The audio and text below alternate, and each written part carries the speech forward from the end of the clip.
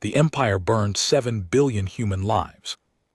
Humanity responded with Operation Annihilation, Part 1. The day the sky burned red, the alert came through. Before I even opened my eyes, not a soft chime, not a standard ping, it was the kind of sound that the ship's emergency system only produced when the world was ending, a flat repeating tone that vibrated through the walls of my bunk. Like a second heartbeat, I was out of my cot and pulling on my jacket before my brain had fully caught up with my body. My name is Yale Davar, Commander. Unified Defense Corps, 3rd Patrol Division. At the time this story begins, I was 31 years old, stationed aboard the long-range patrol vessel Arden, approximately 640 million km from Earth, somewhere between the outer ring of Jupiter's moons and a dead stretch of space that no one had bothered to name. Yet we were supposed to be out there for another 6 days running routine checks on the relay stations that kept communication lines open between the inner colonies and the deep frontier. Boring work, the kind of work where the biggest danger is spilling coffee on a control panel. I reached the bridge. Under a minute, the crew was already there, 7 people staring at screens, with the kind of silence that tells you everything before anyone says a word. Navigator Owen Price turned to me first. His face was pale, not worried pale, not surprised pale. It was the face of a man who had just seen something that his mind was refusing to fully process. "Commander," he said, "we're receiving an automated distress signal, origin Earth." I sat down in my chair and pulled up the feed. What I saw on that screen I will carry for the rest of my life. The images were coming in fragmented, corrupted by distance and the disruption of relay stations going offline one by one, but even fragmented, even broken into pixels and static. There was no mistaking what had happened. Continent-sized columns of smoke rising from the northern hemisphere, oceanic readings that made no sense, water temperatures spiking in patterns that pointed to something enormous hitting the planet's surface repeatedly from above, and the communication grid, the vast layered network of satellites and relay points that connected every human city, every human station, every human outpost was simply gone, silent, dead. I looked at the timestamp on the first distress signal. It had been sent 22 hours ago. "How long have we been receiving this?" I asked. "About 4 minutes," said Communications Officer Lane Ward. Her voice was flat and controlled. She was fighting very hard to keep it that way. "The signals are coming through in fragments. The relay chain is almost completely down. What is the source of the damage?" I asked. I already knew the answer. I needed to hear it said aloud, because saying it made it real, and real things could be dealt with. Weapons Specialist Callum Gray looked at his screen for a long moment. "Orbital bombardment," he said quietly. "The energy signatures match Vithrak Dominion class. 6 fleet cannons, long-range planetary strike configuration." The bridge went absolutely still. The Vithrak Dominion was the largest governing force in the known galaxy. Multiesi's empire that had been expanding, absorbing, and erasing smaller civilizations for roughly 800 years. Humanity had known about them for 60 years. We had traded with their outer merchant fleets, argued with their diplomats, and carefully, nervously avoided getting in their way. We were small, they were enormous. The math was not in our favor, and every human strategist knew it. we had apparently gotten in their way. I pulled up the diplomatic files. It did not take long to find the cause, or at least the stated cause. 14 months ago, a group of human colonial ships had established 3 new settlements in a stretch of space near the Orion threshold. VTHAC Dominion claimed that region as sacred expansion territory, reserved under an ancient imperial edict that predated human spaceflight by 4 centuries. The colonial authority had filed the paperwork. The Dominion had responded with 2 formal warnings. The colonial authority had not moved the settlements, partly because of bureaucratic delay and partly because no one genuinely believed the Dominion would respond with force over 3 small outposts containing fewer than 12,000 people. They had responded with force. They had responded with force across every human settlement simultaneously. I sat with that for a moment, then I did what I was trained to do. I stopped feeling and started counting. Pull me all available signal data. I said any active human communication anywhere. The system, colony stations, deep rain, outposts, frontier ships, anything. It took Lena 17 minutes to compile the picture. When it appeared on my screen, the number hit me like something physical. Out of the 11 billion human beings who had existed 60 hours ago, somewhere between 350 million and 420 million remained alive. They were scattered outpost crews, deep space patrols like ours, colony ships that had been in transit and therefore out of bombardment range, a handful of frontier stations near the edge of explored space. 7 billion people were gone. I sat with that number for a very long time. I did not cry. I want to be clear about that. Not because I was strong, not because I was brave, not because commanders are not supposed to cry. I did not cry because my body simply could not process a number that large. 7 billion is not a number the human mind is built to absorb all at once. It sits outside the range of normal grief. It becomes something else, something colder. Then the Dominion's broadcast arrived. It was galaxy-wide, sent across every available frequency in every language the Dominion had on file, including 17 human languages. It was brief, formal, the kind of message you send when you believe the matter is already settled. It said the human contagion has been reduced to acceptable levels. Remnant populations may present themselves at designated processing stations for integration into Dominion labor programs. Further resistance will be interpreted as a declaration of hostile intent and will be met with complete elimination. They called us a contagion, like we were something unwanted that had spread too far. Callum Gray was the first one to speak after the broadcast ended.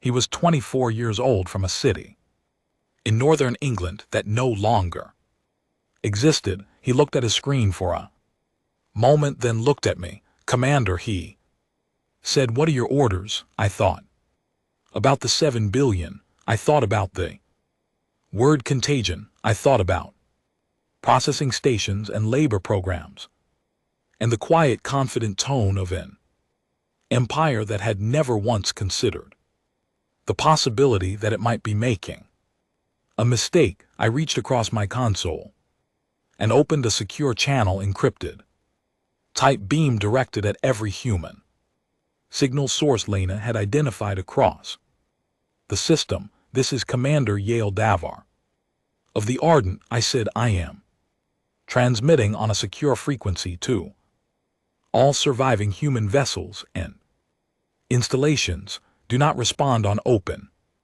channels. Do not present yourselves at any Dominion processing station. Maintain silence and hold your positions.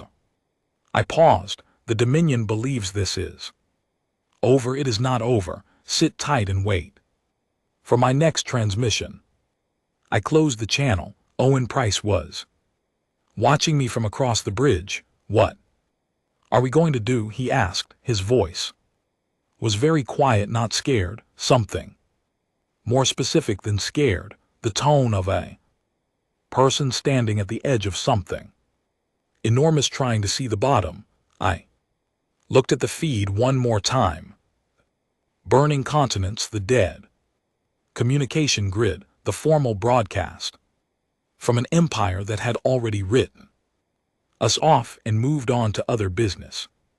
We are going to think, I said, and I turned off the feed because I had seen enough, because looking at it longer would not bring anyone back, and I had work to do.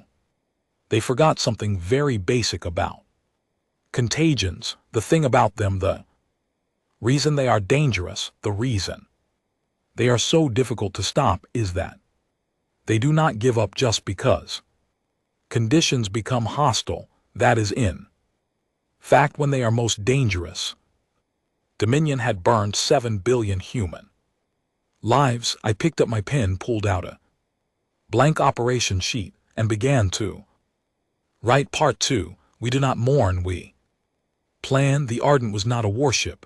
I want to make that clear from the beginning, because the story of what came next might sound like something only a warship crew could have started. It was not.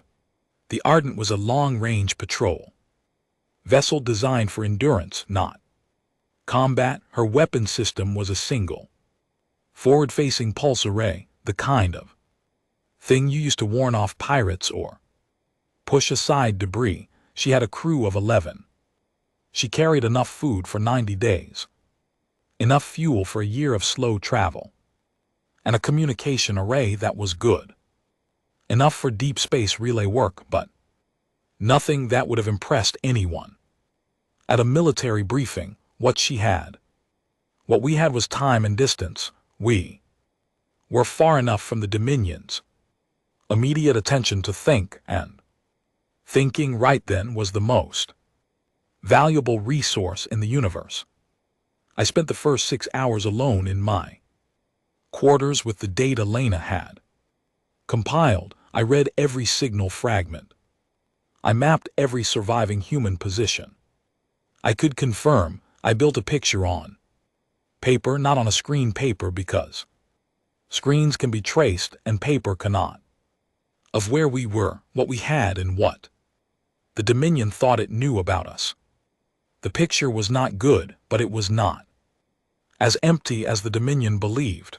What survived beyond the scattered individuals and small crews was this 47 deep space mining platforms, mostly in the asteroid belt and the outer system, each one capable of independent operation for years. 22 colonial transport ships that had been in transit during the bombardment and were now running dark. No signals, no position broadcasts.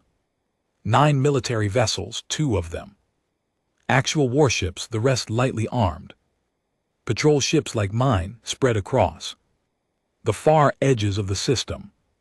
Approximately 30 deep frontier outposts, some with populations in the hundreds, positioned far enough from the inner system to have survived simply because the Dominion had not bothered to reach that far yet, and then sitting in a maintenance orbit around one of Neptune's smaller moons, a ship that should not have been there, the logistics carrier Crane, 700 meters long, designed to haul industrial equipment between colonies, retrofitted 3 years ago with a manufacturing bay that could produce small spacecraft components. She was not a weapon, but she was, I realized, a factory, I sent a tight beam signal to the crane at hour 7. Her captain, a man named George Aldwick, answered in under 4 minutes.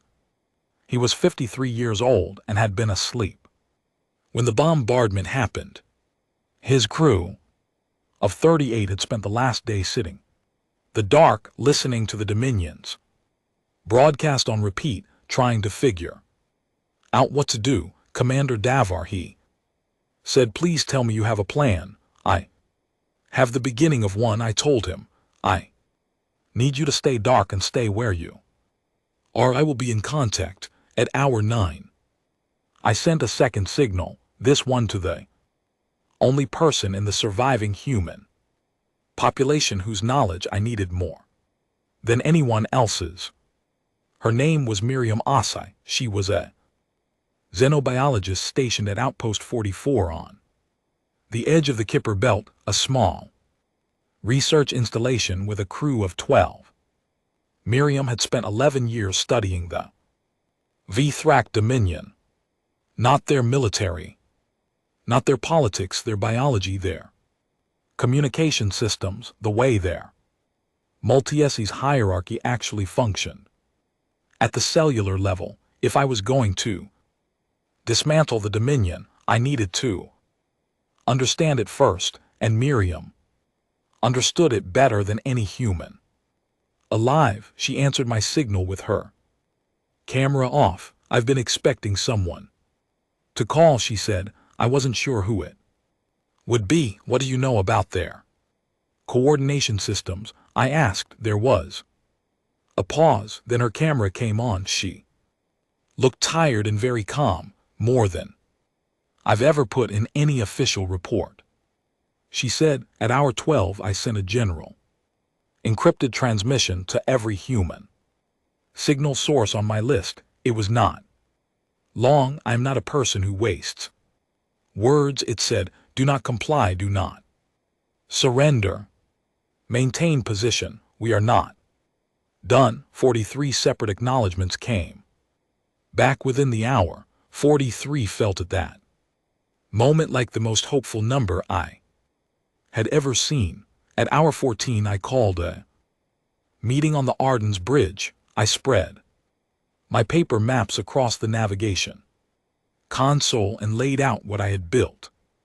Not a battle plan, not yet. Something more basic than that, a framework, a way of thinking about what humanity was and what the Dominion was not expecting us to be. I looked around at my crew. Lena Ward, 28, communications. Callum Gray, 24, weapons. Owen Price, 30, navigation. 6 others, 11 people in total, sitting in a patrol ship at the edge of the solar system, looking at a map of an empire that contained 1 trillion beings and spanned 40 star systems. They think we are finished. I said they think 400 million scattered survivors cannot threaten a civilization of their size, and if we fight the way they expect us to fight, with ships against ships, force against force, they are correct. I paused. So we are not going to fight the way they expect. Callum looked at the map. What are we going to do? We are going to use everything they don't know about us. I said, they have studied our official military. They have studied our weapon systems and our fleet configurations. They have not studied how humans actually solve problems, which is messily, creatively, and without giving up. Miriam's voice came through the speaker. I had kept her channel open. They also have not studied their own weaknesses. She said the Dominion runs on a centralized coordination network. Their fleet communication, their supply chain management, their interspecies hierarchy, signals, it all runs through a layered signal system called the Veth grid. It is extremely powerful. It is also, in certain specific conditions, extremely vulnerable to disruption. How specific? I asked. Specific enough that I've been sitting on this information for 4 years because I was afraid of what it would mean if humans ever needed to use it. She said, "We need to use it." I said. There was a long pause. "Yes," she said, "I know." Lena was already pulling up charts. "If we can disrupt their coordination grid, even partially," she said, "their fleet response time drops significantly. They fight as a unit because they communicate as a unit. Break the communication and you break the unit. That's phase 2. I said phase 1 is simpler. The Dominion runs its outer system supply chain through 18 major fuel distribution platforms. I've identified 12 of them. From the trading route data are colonial ships logged over the past 30 years. Those platforms are not military installations, they are logistics nodes. They are not heavily defended because no one has ever threatened them. Callum's eyes moved to the map. I watched him work through the geometry. We don't have the firepower to. We don't need firepower, I said. We have mining platforms, 47 of them. Each one carries enough industrial explosive charge to clear asteroid debris. What clears asteroid debris will certainly clear logistics platform. The bridge was quiet for a moment. George Aldwick's voice came through the channel from the crane. He had been listening. "You want to use civilian mining equipment as a military weapon," he said. "I want to use what we have," I said. "The Dominion is expecting warships. We are going to send them something they have no category for." I looked at the map one more time. 18 supply platforms, 47 mining ships, 12 of those platforms within range. They called us a contagion, I said. They should have thought more carefully about what that word means. I started drawing lines on the paper. The plan had a shape. Now it was rough and it was dangerous. And it was built from borrowed parts and desperate math, but it was a plan. I named it Operation Annihilation that night, not out of anger, not out of grief, out of precision, because that was exactly what it was going to be. I did not sleep. None of us did. We had too much work to do. 400 million people were out there in the dark waiting for someone to tell them it was not over. I was going to make sure it was not over. The Dominion had made their move. They had done it with absolute confidence, absolute power, and absolute certainty that the outcome was already decided. They did not know us at all. Part 3. Ghost Fleet Rising. The Dominion did not see us coming. That is the part I want you to understand before anything else. Not because it makes us sound clever and not because I am proud of the deception. I want you to understand it because it tells you something important about the difference between power and awareness. The Dominion had power, enormous, ancient, multi-system power. They had fleets and weapons and a communication network that spanned 40 star systems. They had 800 years of experience absorbing and dismantling civilizations that stood in their way. What they did not have was awareness. They had looked at humanity and seen a small young species with limited range and basic technology. They had filed us under manageable threat and acted accordingly, and once they believed the problem was solved, they stopped paying attention. That was the space we moved through. In the third week after the broadcast, I had made contact with 43 separate human groups. By the end of the 5th week, that number had grown to 112. Ships, outposts, mining platforms, colony transports running dark in the outer system. They were all still out. They're waiting, listening to my encrypted Transmissions holding their positions. I gave each group a simple set of instructions: do not broadcast, do not move without a signal from me, do not engage any Dominion vessel directly, stay dark and stay alive. And then I gave them something else. I gave them a purpose. Every group I contacted had something useful. The mining platforms had explosives and heavy equipment. The colony transports had food stores and manufacturing bays. Outpost 44 had Miriam O. and 11 years of Vethac research. The Crane had George Aldwick and a production facility that was already quietly being converted to build something very specific. George had figured out what I needed. Before I told him, he was a smart man.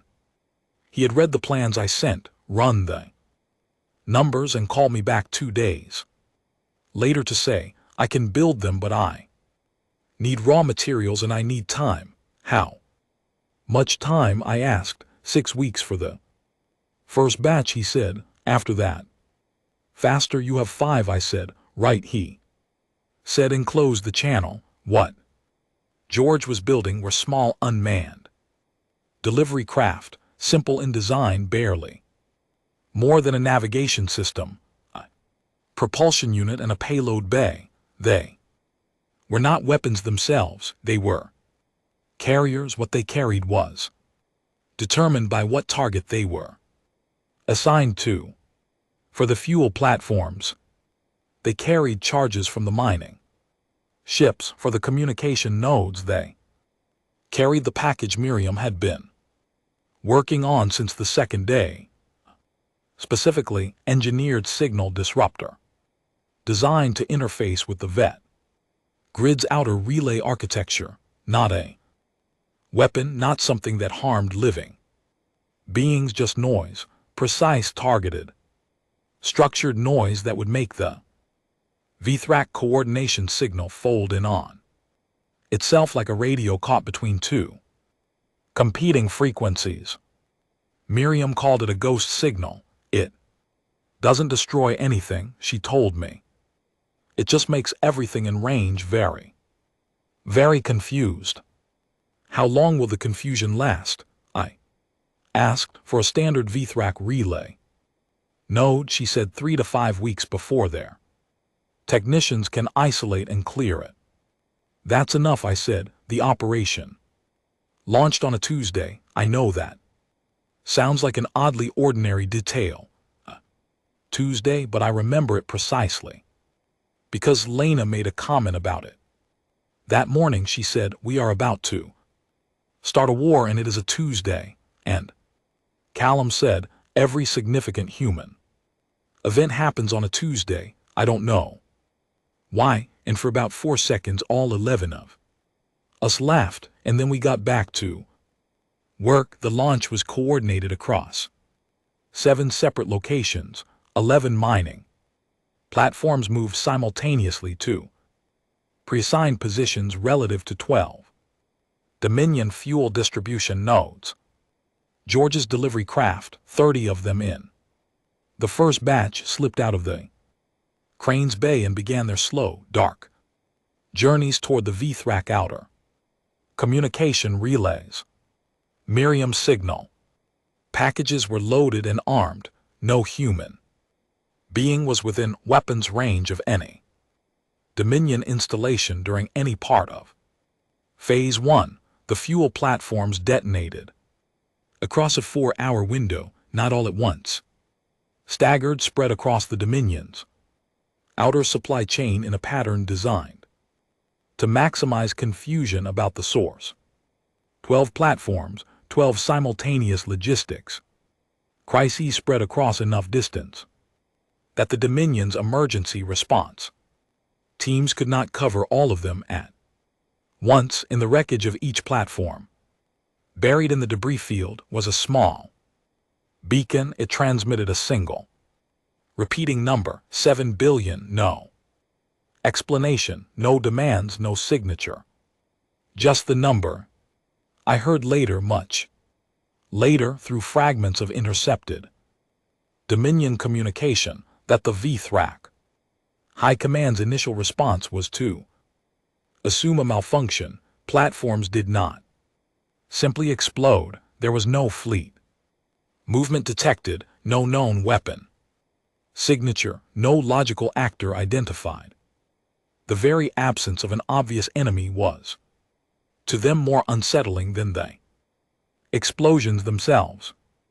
By the time they had ruled out malfunction and begun looking for an external cause, the ghost signals had reached the outer communication relays.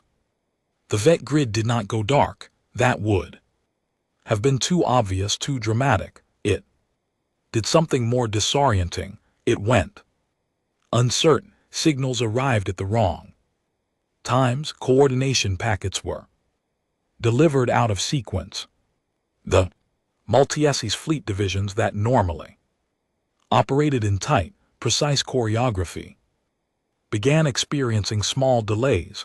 Nothing catastrophic at first, just enough friction to make every action take longer than expected, the kind of friction that compounds.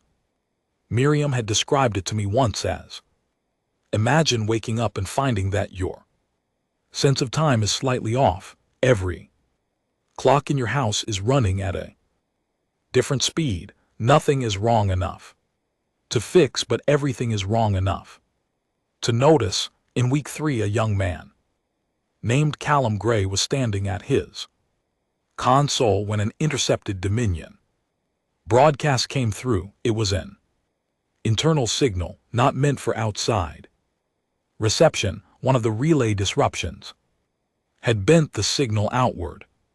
It was from a VTHRAC fleet coordination officer to his superior command. The translation software took 11 minutes to process it. When the translation appeared on screen, Callum read it quietly to the rest of the bridge. The officer was asking his commander what had attacked them. He had no answer. The official report listed the cause of the fuel platform losses as unknown external event. The communication relay disruptions were listed as unexplained technical degradation. The Dominion, in other words, had not yet identified us as the cause. They knew something was happening. They did not know what it was. Callum looked up from the screen. They don't know it's us, he said. No, I said, they think the problem is somewhere inside their own system. Lena turned from her console. That's terrifying for them, she said. An enemy outside your borders is a problem with a solution. A problem inside your own system, that's a different kind of fear.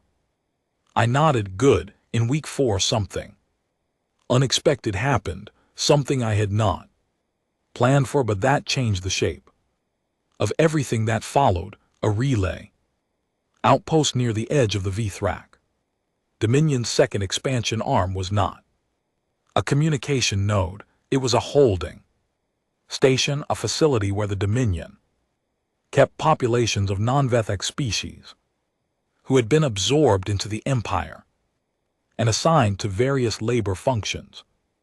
It was, in simple terms, a prison that did not call itself a prison. George's delivery craft navigating on a route that had been mapped from old trading data passed close enough to the station that its passive sensors picked up life sign readings. George flagged it in his log and sent me the data. I looked at it. For a long time, I had not planned to liberate anyone. I had planned a surgical unmanned operation that minimized risk to the surviving human population. Adding a crewed mission to the plan meant adding exposure, and exposure meant danger. I called a meeting. Owen Price, who was the quietest member of my crew and who almost never volunteered an opinion, spoke first. They are prisoners, he Said if we leave them and the Dominion finds out we were in that area, those people will be the ones who pay for it. That was the argument, simple and complete. I looked around the bridge. No one disagreed. The mission went to a four-person team in the Ardens only. Small landing craft, a utility shuttle. Not much bigger than a family vehicle. I did not send Callum, who was too valuable to risk. I sent Lena because she spoke the most languages and could manage communication. I sent 2 crew members who had previous EVA experience. And I sent myself because I was not willing to ask anyone to go somewhere I would not go. The station was lightly staffed. The Dominion had not seen a reason to guard it heavily. No one had ever attempted to free any of its population before. We docked at a maintenance port, cut our way through 2 internal barriers with mining equipment, and reached the central holding section in under 20 minutes. There were 3 species inside. The Char, a tall gray-skinned people from a system 4 light years from the Dominion's core. The Malindi, who were smaller and moved in groups and communicated by a combination of sound and color shift, and the Creole, who were the most numerous, a quiet, careful people who had been in Dominion custody for 60 years. The Creole elder who met us at the cell block door looked at me for a long moment. I do not know what she saw. I know what she said through the translation software. You are human. Yes, I said. The Dominion said your kind was finished. The Dominion was wrong. I said we need to move quickly. Will you come? She looked back at her people. She looked at me again. Where will we go? Somewhere safe, I said. I promise. I cannot always keep every promise. I kept that one. We got everyone out. 112 individuals across 3 species loaded into the crane in shifts over the following 72 hours. George made room. He always made room. What happened next was not something I engineered. It was something that simply grew from the act of keeping that promise. The Creole elder's name was something my translation software rendered as a long multi-tone sound. She told me I could call her anything simple, so I called her elder, and she accepted that. Within a week of being aboard the crane, she came to me with information. She had been inside the Dominion's administrative network for 60 years. She had cleaned their offices, maintained their systems, existed in the background of their operation while they spoke freely around her, the way powerful people always speak freely around those they consider beneath notice. She knew the layout of their command infrastructure in ways that no human intelligence report had ever captured. She sat down across from me and put a hand-drawn map on the table between us. The Warlord Council, she said, meets in a location the Dominion considers secure. It is secure because no enemy has ever reached it. She pushed the map toward me. But you have my people now, she said, and I have been waiting 60 years to give someone this. The galaxy was watching by then.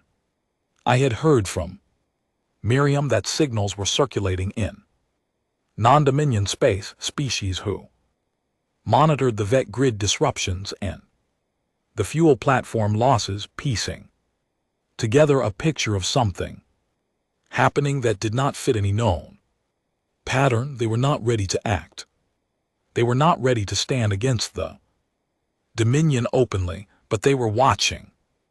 And for the first time in the history of the known galaxy, the Vthrak Dominion held an emergency session of the High Command to discuss an enemy they could not identify, could not locate, and could not stop. We were 400 million. People with mining ships and a factory, boat and a xenobiologist, and a map drawn from memory by a 60-year prisoner, and we were just getting started. Part 4, the weight of 7 billion. I did not sleep on the night that Eraser Fleet Alpha found Outpost 31.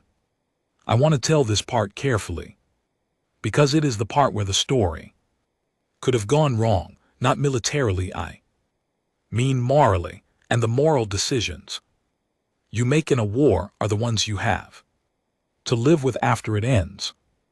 Outpost 31 was a deep frontier installation, roughly 18 light towers, from the outer edge of the solar system. It had a population of 4,300 people. Miners, engineers, a medical team, a small group of researchers, and their families. It was one of the installations I had contacted in the first week. Their station commander, a man named Alan Birch, had acknowledged my transmission and gone dark exactly as instructed. He had done everything right. The Eraser fleet found them. Anyway, I do not know how. I still do not know with certainty whether it was a signal error on their end or a new Dominion tracking technology, or simply bad luck. The Dominion had deployed the Eraser fleet, an old but powerful rapid response system designed specifically to locate and destroy surviving hostile populations 3 weeks after the fuel platform attacks. I had known it was out there. I had been tracking its general movement patterns through fragments of intercepted signals. I had not moved fast enough. The transmission from Outpost 31 lasted 49 seconds before it cut out. Alan Birch's voice was very calm. He said, "Commander Davor Eraser, your fleet is in range. We are unable to evacuate. Please continue the operation." Then static. 4,300 people. I sat with it the way I had sat with the original number, cold and still, and trying to stay inside the part of my brain that could still think.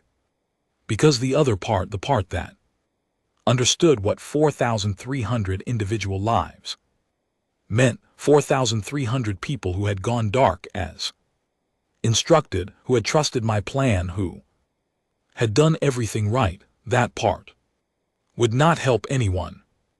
Callum Gray sat across from me at the planning table. He had not spoken in 2 hours. He was 24 years old. He had lost his city. He had just lost 4,300 more people. Is the plan still working? He asked. Yes, I said. Then we keep going. He said, not a question. I nodded, but something had shifted. I felt it shift, and I could not ignore it, because ignoring it would have been the beginning of something I did not want to become. The Elder had given me a map. Miriam had given me a method. George had given me the tools, and somewhere in the architecture of Operation Annihilation's final phase, the piece I had been building toward from the beginning, there was a decision I had been avoiding. The Warlord Council met in a facility on the Dominion's capital planet, in a city whose name translated roughly to the permanent seat. The facility was deep inside a planetary defense grid, a shield system that, if activated, could repel an orbital strike from a Class 6 fleet. It had never been turned off in recorded history. There was no conventional military force in the known galaxy that could breach it.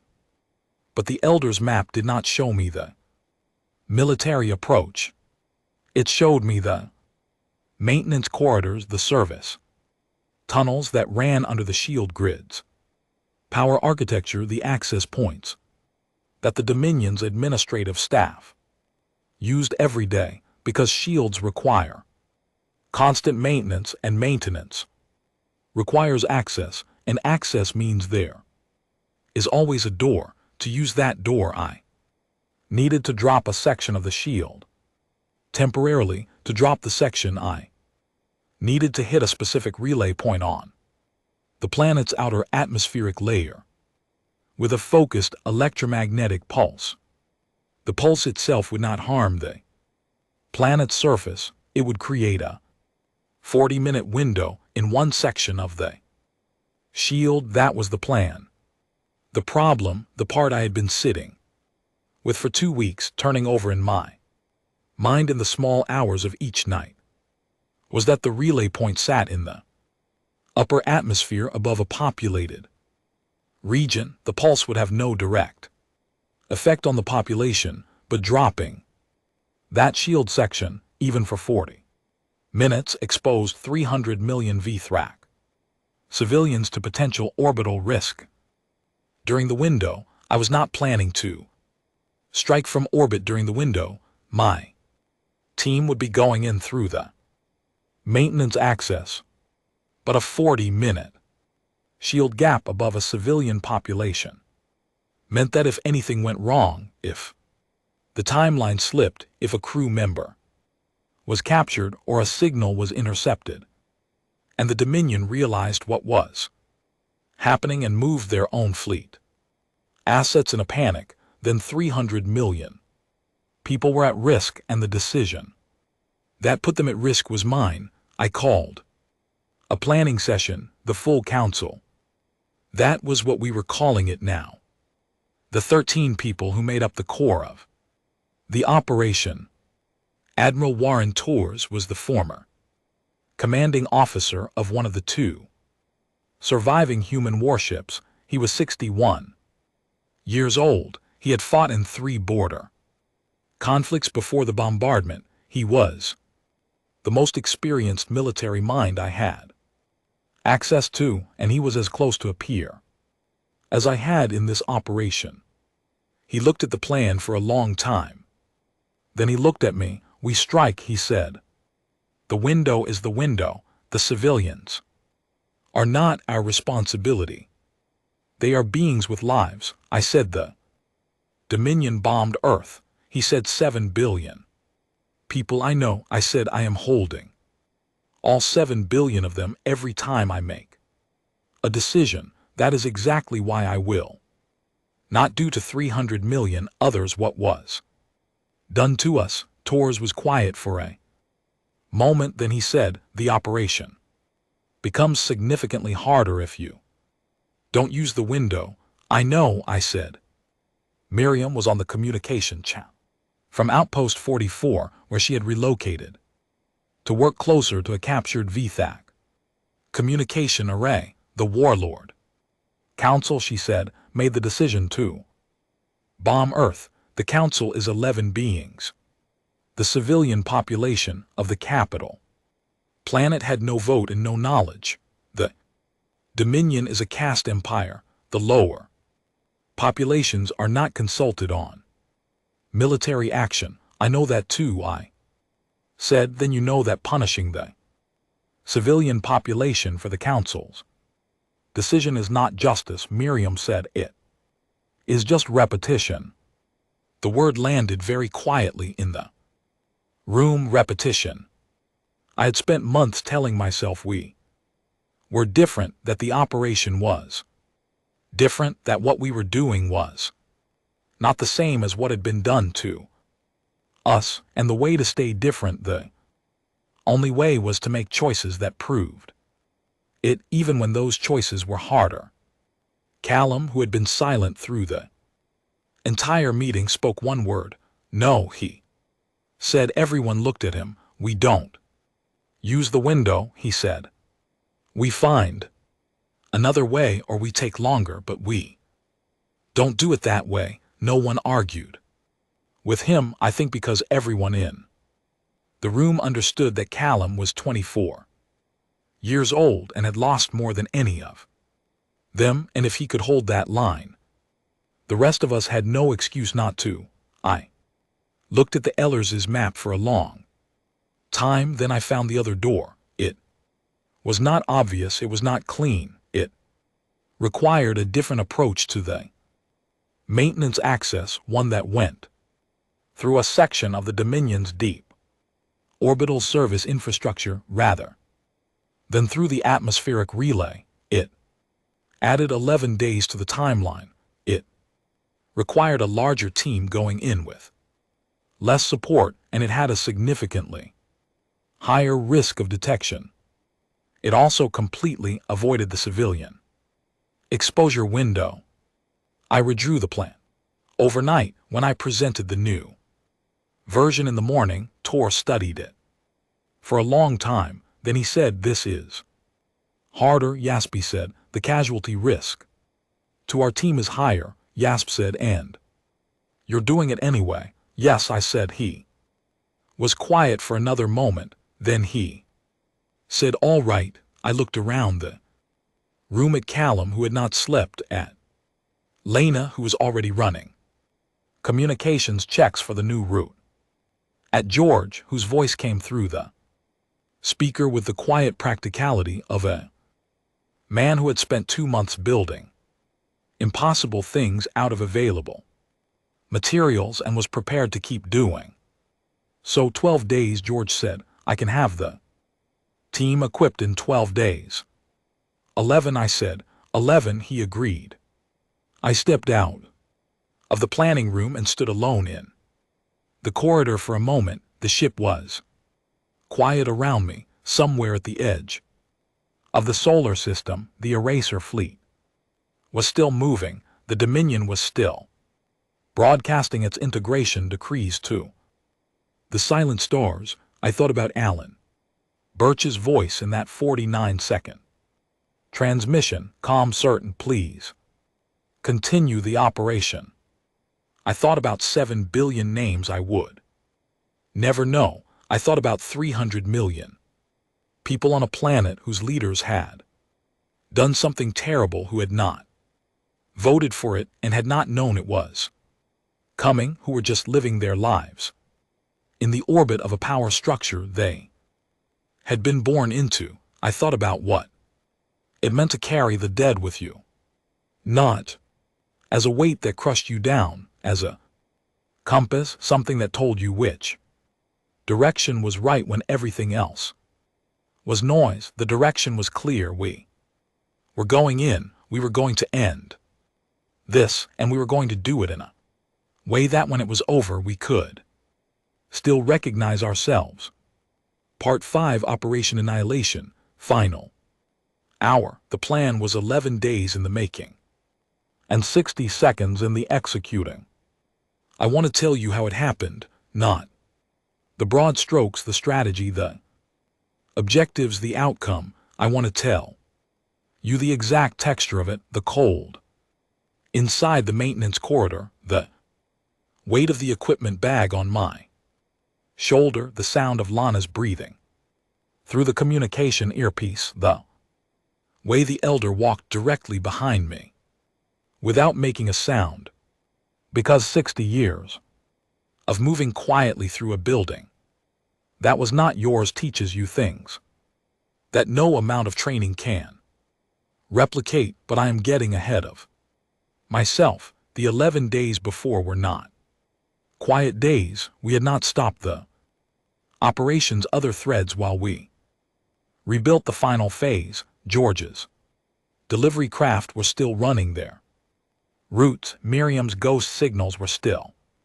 threading through the vet grid. In the outer system, the surviving human ships were maintaining their silence and holding their positions, receiving my encrypted transmissions every 48 hours.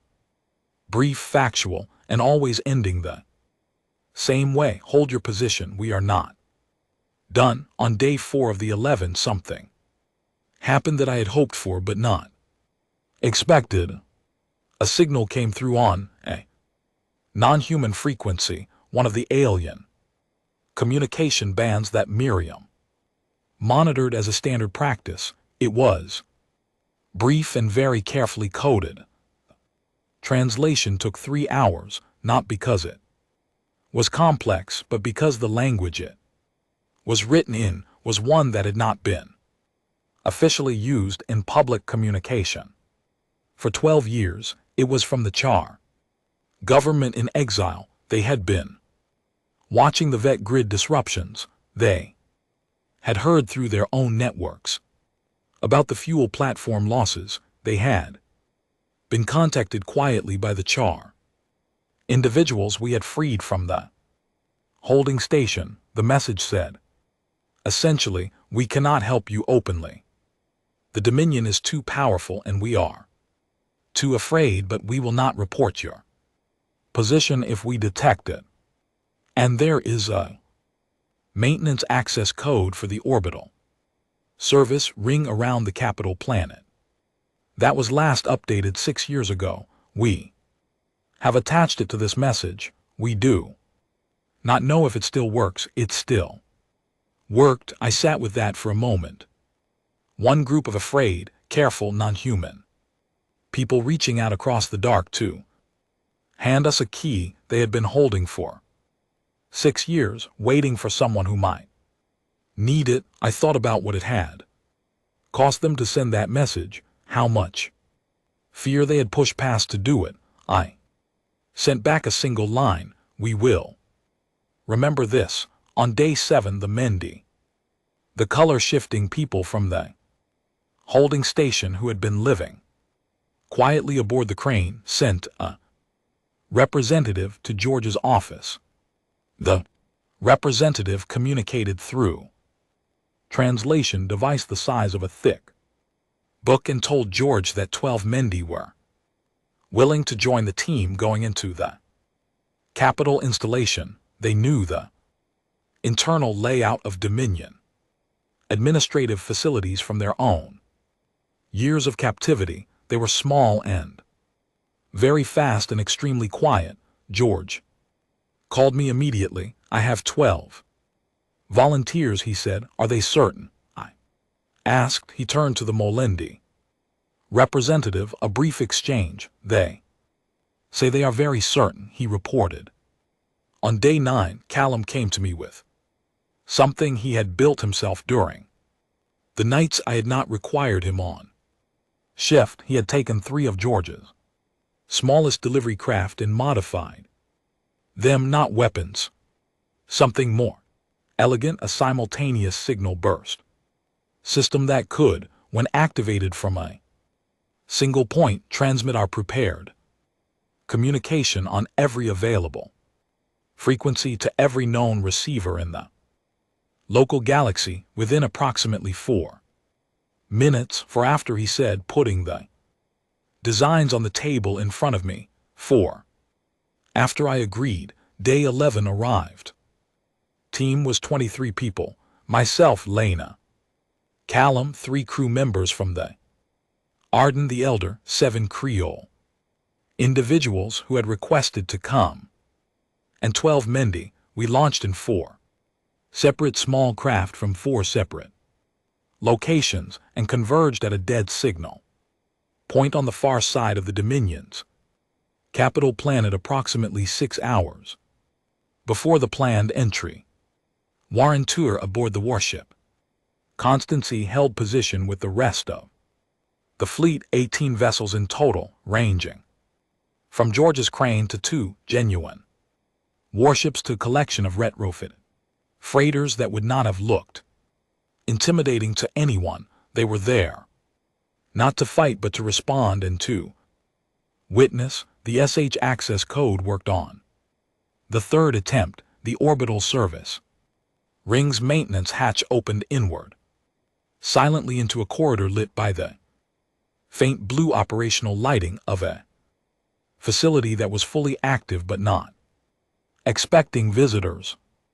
The Elder moved forward and I followed her. She knew every junction. She had told me later she had walked these corridors in her mind every night for 30 years, mapping and remapping until the path was as familiar as her own hands.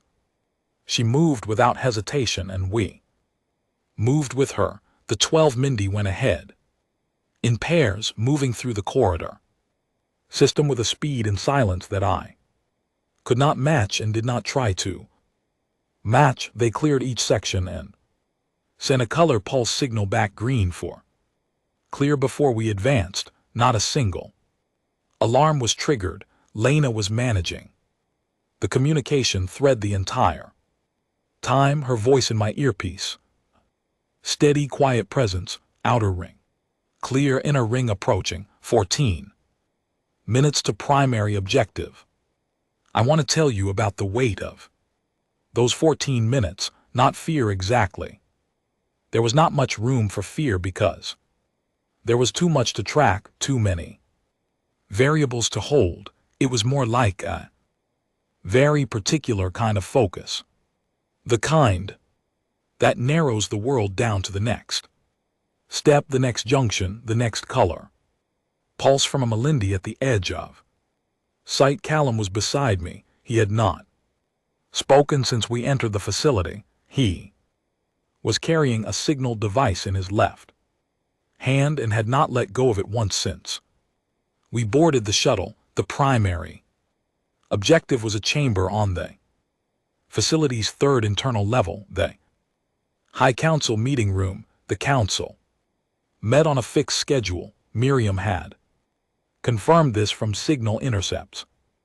And on this day, at this hour, they were in session. They were in session because we had made sure they would be. For the past 4 days, we had fed carefully constructed false signal traffic through the veg grid fragments.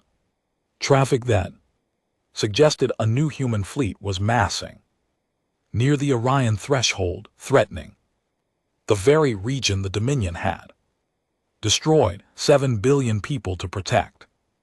The Council had convened to respond to the threat. The threat was us, but not in the way they thought. We reached the outer door of the chamber at the 12-minute mark. The elder put her hand on the door panel. She looked at me. You should go first, she said. I have waited 60 years. I can wait 12 more seconds. I went first. The council chamber was large and circular. 11 beings sat at a curved table. 9 Vethak from a species I did not recognize. One who was the Dominion's chief administrative liaison, a position held by a non-Vithrek as a formality of inclusion that fooled no one. The 9 Vethak were the warlord council, the ones who had made the decision. The room went completely still when I walked through the door. The high warlord I had studied, his image from intercepted records, sat at the center of the table. He was older than I had expected, 7 feet tall, silver-plated carapace, 6 eyes that caught the light in a way that was deeply unnerving. He was looking at me with a particular expression of a being who has just encountered something that does not fit inside any category he possesses. I stood there for a moment and let him look. You are human, he said. Translation came through the earpiece. Miriam had patched remotely into my equipment. Yes, I said. There are no humans, he said. The problem was resolved. There are approximately 400 million humans, I said, and you have been at war with them for the past 2 months without knowing it. The fuel platforms were us. The vet grid disruptions were us. The holding station liberation was us. This is us. The warlord was quiet for a moment. Around the table, the other council members were very still. What do you want? He asked. It was such an old question, the first thing any power asks when it realizes it has been caught off guard. What do you want? Because the assumption behind the question is that everything has a price, that everyone at the bottom of any action is after something that can be bargained with.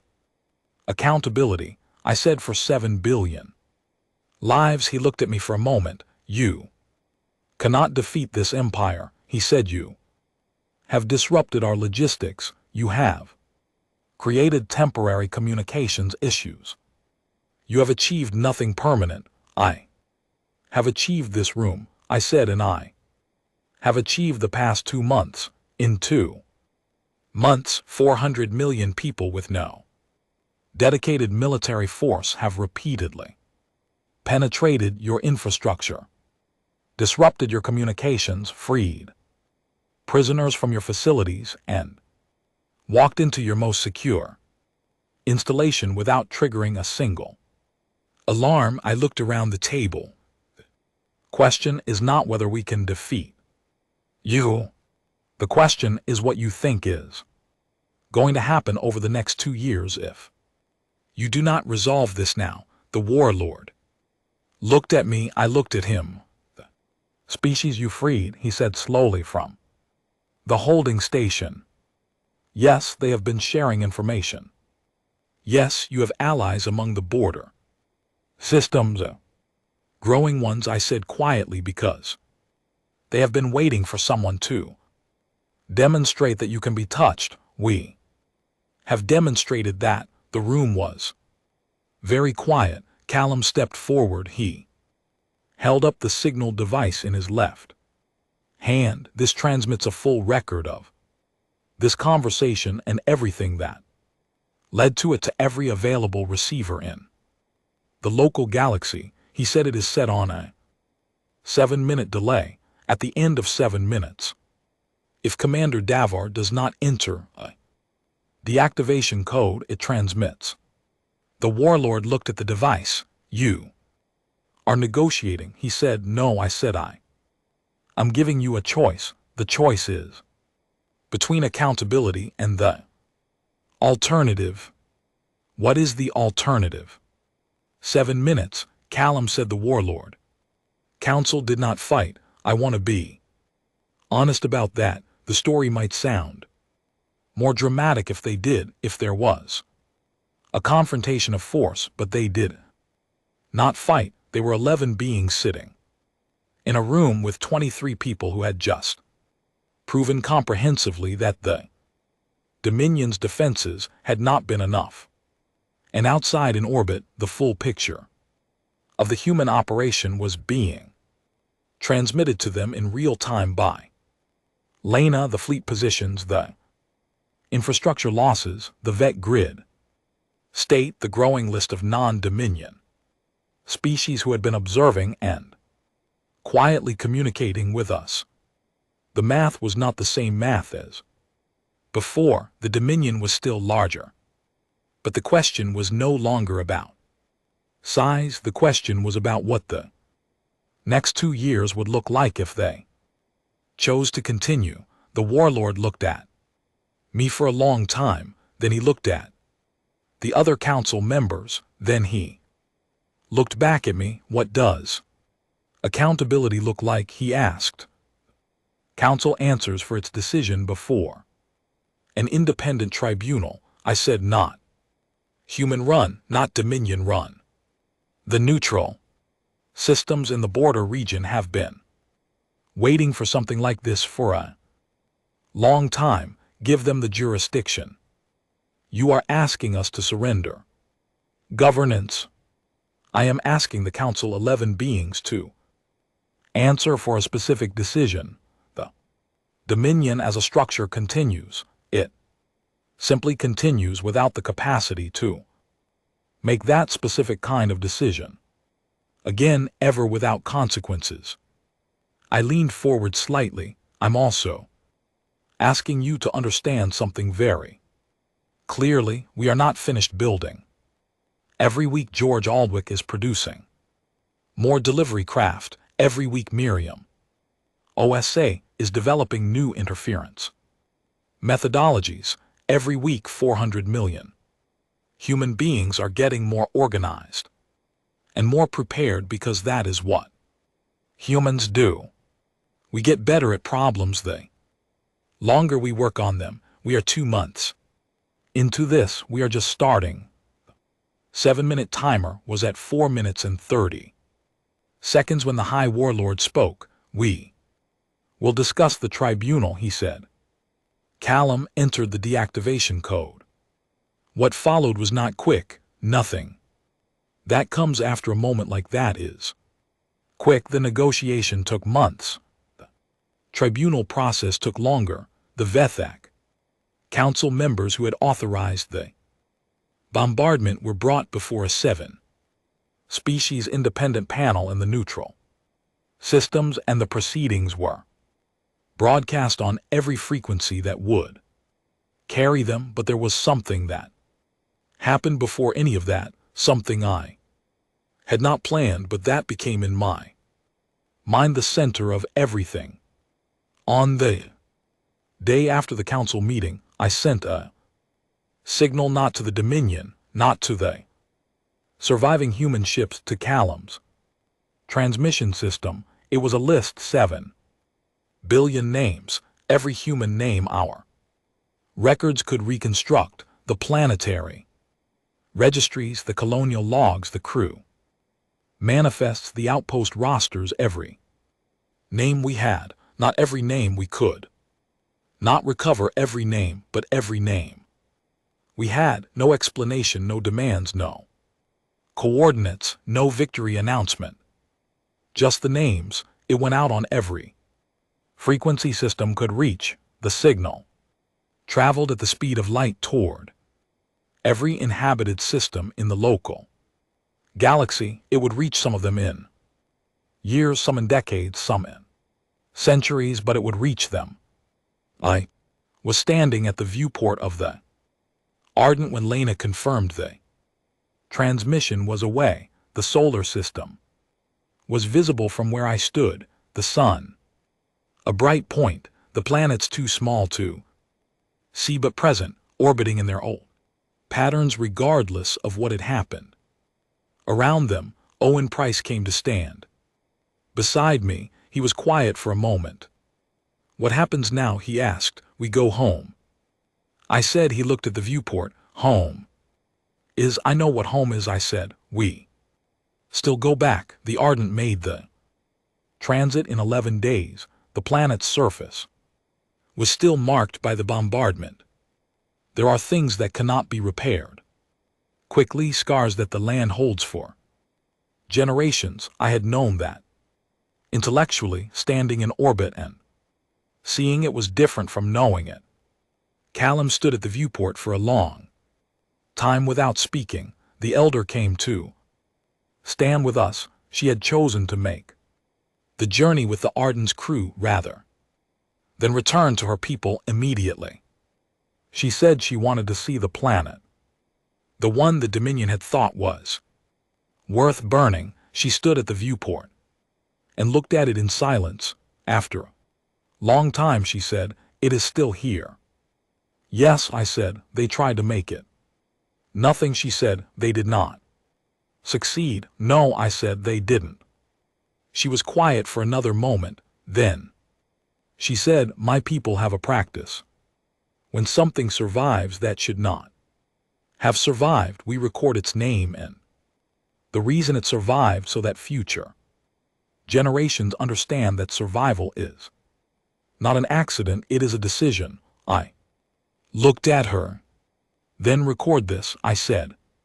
"Humanity survived because 400 million people in the dark decided that the only acceptable response to being told they were finished was to prove that they were not." She nodded slowly. "What is the word," she said, "in your language for people who continue past the point where others would stop?" I thought about it for a moment. "We have many words for it," I said. "Stubborn, relentless, determined. But the one I like best is simply human." She thought about that for a moment. Then she said, "Yes, I will use that word." I looked at the planet below, the scarred surface, the still orbiting stations beginning slowly to come back online, the ships trickling in from the outer system, one by one ending their dark running and returning to the light. 400 million people coming home to rebuild a world that no longer looked the way it had. 7 billion names traveling at the speed of light toward every corner of the galaxy, and somewhere in the neutral systems, 11. Beings sitting before a tribunal that would spend 3 years reviewing the evidence before rendering a verdict that every non-minion species in the known galaxy would broadcast simultaneously on the day it was delivered. We had not erased the Dominion. I had never wanted to. Erasing them would have made us the same as them, and being the same as them was the one thing I had refused to allow. What we had done was something more permanent. We had proven that there were consequences, that the calculation burn a species and absorb the remnants was not a safe calculation, that somewhere in the galaxy there would always be the possibility that the remnants would surprise you. Callum came to stand beside me at the viewport. He still had the signal device in his hand. He had been carrying it since we left the council chamber. "It's done," he said. "Yes," I said. He was quiet. I waited. 4,300 people on Outpost 31, he said. Alan Birch said, "Please continue the operation." "I know," I said. "Was it worth it?" he asked, not as a challenge, as a genuine question, the kind that only someone who has paid a real cost has the right to ask. I thought about it for a long time. I don't think that's the right question. I said the right question is whether it was necessary, and the answer to that is yes, because the alternative was nothing. The alternative was disappearing quietly, and we are not a species that disappears quietly. He nodded slowly. Below us the planet turned. They called us a contagion, Lena said from somewhere behind us. I had not heard her come to the viewport. "Yes," I said. "We should have told them," she said, "that the thing about contagions is that they are not diseases, they are signals. They spread because they carry something that changes the environment around them." I looked at the planet. "What did we carry?" I asked. She was quiet for a moment. "The idea," she said, "that it is possible to survive something that was designed to end you, and that's surviving it and choosing what to do with that survival, that is the most dangerous thing in the universe." I did not say anything for a long time. The sun was rising over the planet's eastern hemisphere, slow, quiet, exactly as it had always done, as it had done every single day for 4.5 billion years, regardless of anything that happened in the space above it. 7 billion names moving through the dark toward every star that had a planet with someone on it, one planet turning in the light, and a crew of 11 people standing at a viewport watching. We had done what needed to be done. We had done it in a way we could live with, and now the long, hard work of coming after was beginning. The rebuilding, the grief that had been waiting patiently behind the action, the generations of decisions that would be shaped by what had happened here. But that work was possible now. It was possible because we were still here to do it. The Empire had burned 7 billion human lives. We were still here. That was the answer. That had always been the answer. We were still here.